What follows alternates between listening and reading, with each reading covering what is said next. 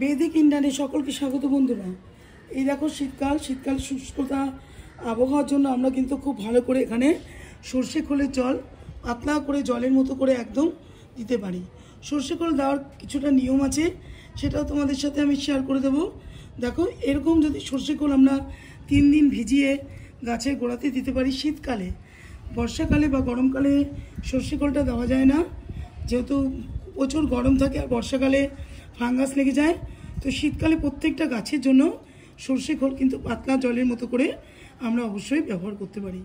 দেখো এখানে আমি তোমাদের একটা বড় টব দেখাচ্ছি কি করে দেবো। এটা গাছটা কিন্তু দেখো কত মোটা একটা গোড়া।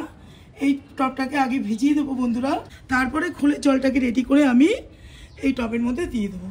চলো ভিডিওটা স্কিপ করবে না, সুন্দর করে তোমরা দেখবে, বুঝতে পারবে যে গাছে কত সুন্দর করে গাছ বড় হবে আর সুন্দর চকচকে পাতা থাকবে আর ফল ফুলে ভরে যাবে।